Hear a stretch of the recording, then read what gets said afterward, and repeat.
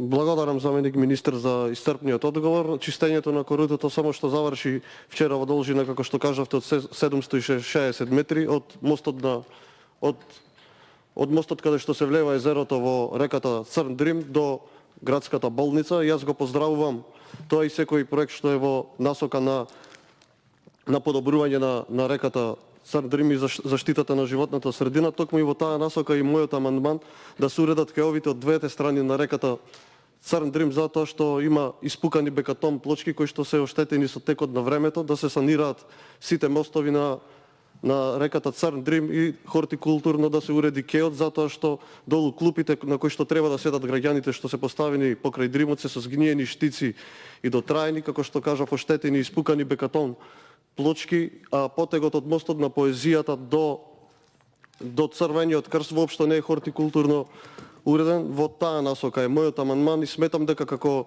една целина реката Црн Дрим со изведба со прифаќање на овој амандман би добил еден лик кој што го заслужува Струга како туристички центар.